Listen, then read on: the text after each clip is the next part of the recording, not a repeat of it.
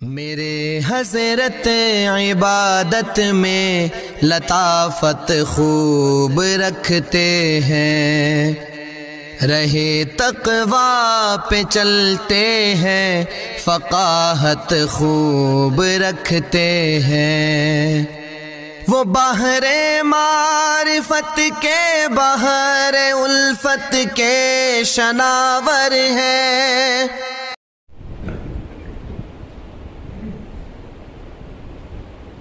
ونصلي ونسلم على رسوله الكريم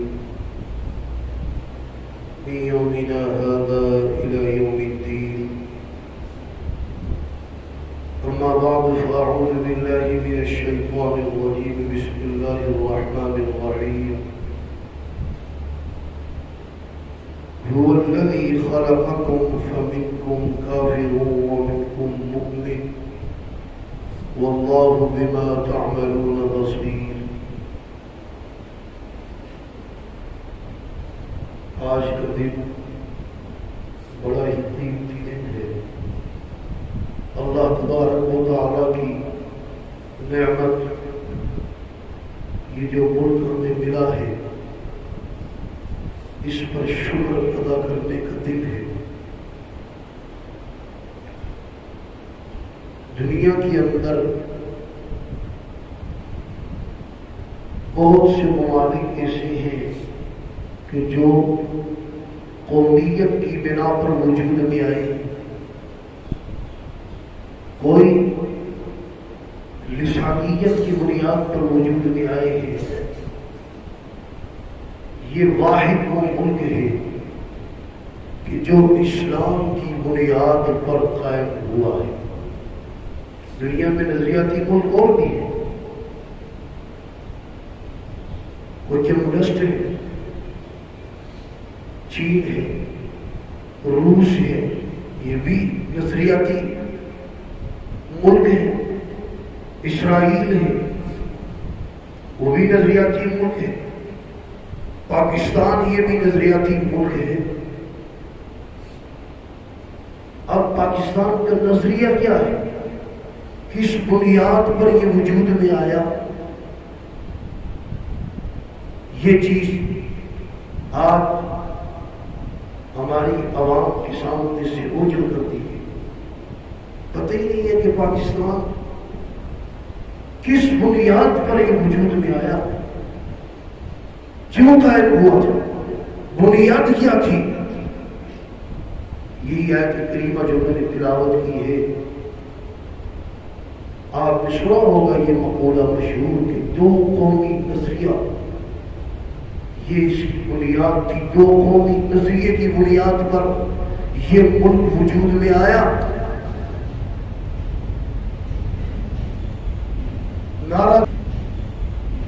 نعرہ کیا تھا کانگریس کا کہ ہندو مسلم بھائی بھائی، یعنی وہ کافر اور یہ مسلمان اور یہ آپس میں بھائی بھائی.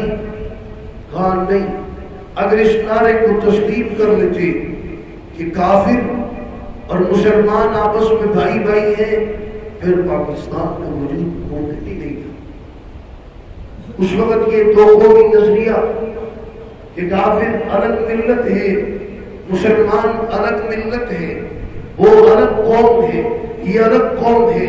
پتہ چلا قومیں بنتی ہیں مذہب سے، وہ الگ قوم ہے، یہ الگ قوم ہے. اسی دو نظریے پر کہ نہیں مسلم مسلم بھائی ہے، یہ نعرہ تھا اس وقت کہ نہیں مسلم مسلم بھائی. آج ہم بھولیے اس کی بنیاد پر یہ ملک وجود میں آیا. هو الذی خلقکم فمنکم کافر ومنکم مؤمن.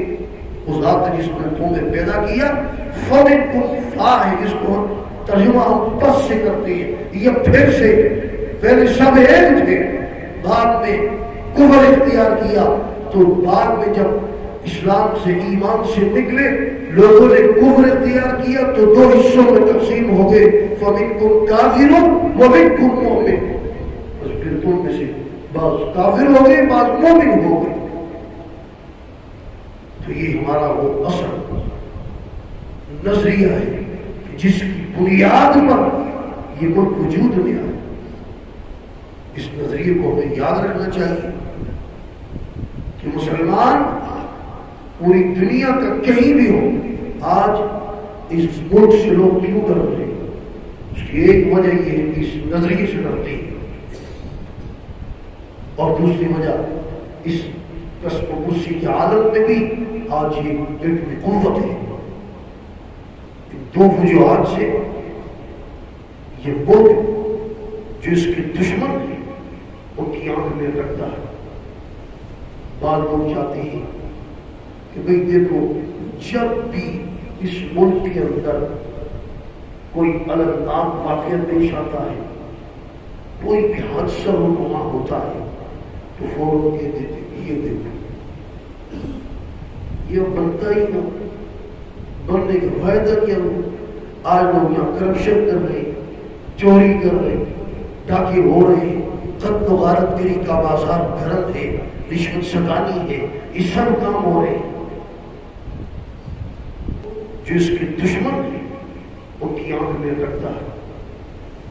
بعض لوگ چاہتے ہیں کہ بھئی دیکھو، جب بھی اس ملک کے اندر کوئی الگ واقعہ پیش آتا ہے، کوئی بھی حادثہ رونما ہوتا ہے، تو فوراً یہ دیتے یہ دیکھو یہ بنتا ہی نہ، بننے کا فائدہ کیا ہو؟ آج لوگ یہاں کرپشن کر رہے ہیں، چوری کر رہے ہیں، ڈاکے ہو رہے ہیں، قتل و غارت گری کا بازار گرم ہے، رشوت ستانی ہے، یہ سب کام ہو رہے ہیں۔ جو لوگ آج اس ملک کے اندر بدعنوانی کر رہے ہیں، آپ یہ بتائیں، اگر یہ ملک نہ ہوتا اور یہ اکھنڈ بھارت اس کے سائے تلے مرتدی بن جاتے، وہاں پر بھی ان کا حال تو یہی ہونا تھا۔ پھر لوگ یہ کہتے تھے یہ پڑھائی ٹھیک نہیں ہے، انتہائی غلط بات ہے۔ اگر ایک باپ ہے، اس نے مکان تیار کیا خوبصورت، اپنے خون پسینے گاڑے پسینے سے، اپنی پسینے کی کمائی سے مکان خوبصورت بنا کر اولاد کو دیا، اولاد نے تباہ و برباد کر دیا، اس کی ذمہ داری والد پر ڈالے گی۔ ایک مسجد ہے، اس کو خراب کرنے میں اگر اس مسجد کے امام، اس کے متولی بااثر مقتدی وہ اس کی ویرانی کا سبب بنے، ہم کیا کہیں؟ اس کے لیے پانی نے مجھے بنیاد رکھی تھی وہی غلط تھی، مسجد ہی نہ بناتی، آج لڑائی نہ ہوتی۔ کون سی بات؟ اگر اس فلسفے کو تسلیم کر لیا جائے تو پھر جو بھی تاریخ ہے، جو صحیح تاریخات بعد میں جا کر خراب ہوئی ہے، پھر یہ کہنا پڑے گا ان کے پانی کو چاہیے تھا وہ چلاتے ہی نہ، بناتے ہی نہ، انہوں نے کام کیا کیوں؟ پاکستان کے بانی تھے، انہوں نے ٹھیک کیا۔ آج اگر اس کے اندر بدعنوانی ہے، کرپشن ہے، اور اگر اس ملک کے اندر اسلامی قانون نہیں ہے، اسلامی دستور، اسلامی نظام نہیں ہے، تو اس کے ذمہ دار ہم خود ہیں۔ اگر کوئی یہاں پر اسلامی نظام بھی چاہتا ہے تو عجیب بات ہے، جو اسلامی نظام چاہتا ہے اس کو پہلے اس ملک کی سالمیت، اس ملک کی حفاظت پہلے نمبر پر ہے۔ اور بھائی ملک کا وجود ہوگا تو پھر نظام ہوگا اسلامی نظام، اگر ملک ہی نہیں تو اسلامی نظام نہ ہو۔ میں نے اپنے استاد محترم دامت برکاتہ ان سے یہ واقعہ کئی مرتبہ سنا ہے۔ فرماتے ہیں کہ میرے والد حضرت مفتی شفیع صاحب مفتی اعظم پاکستان، ان سے کسی نے پوچھا جالندھر کے جلسے کے اندر کہ پاکستان پر وہاں کا نظام کیسا ہوگا؟ حضرت نے اتنا حکیمانہ جواب دیا، فرمایا وہاں کا نظام ویسا ہوگا جیسے وہاں کے مسلمان ہوں گے، مسلمان پکے ہوں گے تو وہاں کا نظام اسلام کی وہ پکا نظام ہوگا، کچے مسلمان ہوں گے تو کچا نظام ہوگا۔ آج جیسے ہم نے ویسا نظام ہے، ہم اگر پختہ ہوتے، ہم مضبوط ہوتے تو نظام بھی مضبوط۔ بھارت کی ہماری کمی ہے، ہماری کوتاہی ہے، ہماری خامی ہے، اس لیے ہمیں چاہیے کہ ہم کوشش کریں، انفرادی طور پر اپنے آپ کو درست کریں۔ ایک آدمی ٹھیک ہو گیا، ایک چراغ جل گیا، سب کرپشن کرتے ہیں، بے چھوڑ دو، ہم چھوڑ دیں، سب بدعنوانی میں شامل ہیں. ایک آدمی چھوڑ دے, ایک سے معاشرہ بنتا ہے. ایک چراغ سے دوسرا چلے گا, دوسرے سے تیسرا چلے گا, تیسرے سے چوتھا چلے گا. انشاءاللہ یہ بدعنوانی ختم ہو جائے گی. اس لیے ہمیں چاہیے ہم سب سے پہلے کوشش کریں کہ ہمارا تعلیمی نظام درست ہونا چاہیے. ہمارا عدالتی نظام, آج دیکھیں ہمارا عدالتی نظام کیسے ہے. دیوانی قوانین ہو وہ بھی ایسے ہی, فوجداری ہو وہ بھی ایسے ہی. کتنا ڈھیلا نظام ہے. ایک آدمی کوئی مقدمہ لڑتا ہے, وہ مر جاتا ہے, فیصلہ اس کی زندگی میں نہیں ہوتا. اس کا بیٹا بھی, اس کا پوتا آتا ہے تو اس وقت جا کر وہ فیصلہ ہو. کتنی عجیب بات ہے. تو ہمیں چاہیے کہ ہم کوشش کریں اپنی قومی زبان, ہماری قومی زبان اردو ہے لیکن اتنا بڑا المیہ ہے کہ سرکاری زبان وہ نہیں ہے. قومی زبان اردو, وہ صرف اور صرف ہمیں 14 اگست کو یاد ہوتی ہے. بس ہمیں کوشش کرنی چاہیے جو قومی زبان ہے سرکاری بھی ہوئی ہو. ہم اپنے کلچر کو فروغ دیں, ہم اپنی قومی لباس کو فروغ دیں. بہرحال ہم اپنے ملک کی ترقی کا سوچیں. اور یہ جھنڈا, اس جھنڈے کو ہم بڑی عظمت کی نگاہ سے دیکھتے ہیں. ہر قوم اپنے جھنڈے کی عزت کرتی ہے. اور ہم کیوں کرتے ہیں؟ اس کی وجہ یہ جو جھنڈا لگا یہ کوئی سیاسی جھنڈا کسی جماعت کا نہیں ہے. اس قومیت کی انشاءاللہ یہ بدعنوانی ختم ہو جائے گی. اس لیے ہمیں چاہیے ہم سب سے پہلے کوشش کریں کہ ہمارا تعلیمی نظام درست ہونا چاہیے. ہمارا عدالتی نظام, آج دیکھیں ہمارا عدالتی نظام کیسے ہے. دیوانی قوانین ہو وہ بھی ایسے ہی, فوجداری ہو وہ بھی ایسے ہی. کتنا ڈھیلا نظام ہے. ایک آدمی کوئی مقدمہ لڑتا ہے, وہ مر جاتا ہے, فیصلہ اس کی زندگی میں نہیں ہوتا. اس کا بیٹا بھی, اس کا پوتا آتا ہے تو اس وقت جا کر وہ فیصلہ ہو. کتنی عجیب بات ہے. تو ہمیں چاہیے کہ ہم کوشش کریں اپنی قومی زبان, ہماری قومی زبان اردو ہے لیکن اتنا بڑا المیہ ہے کہ سرکاری زبان وہ نہیں ہے. قومی زبان اردو, وہ صرف اور صرف ہمیں 14 اگست کو یاد ہوتی ہے. بس ہمیں کوشش کرنی چاہیے جو قومی زبان ہے سرکاری بھی ہوئی ہو. ہم اپنے کلچر کو فروغ دیں, ہم اپنی قومی لباس کو فروغ دیں. بہرحال ہم اپنے ملک کی ترقی کا سوچیں. اور یہ جھنڈا, اس جھنڈے کو ہم بڑی عظمت کی نگاہ سے دیکھتے ہیں. ہر قوم اپنے جھنڈے کی عزت کرتی ہے. اور ہم کیوں کرتے ہیں؟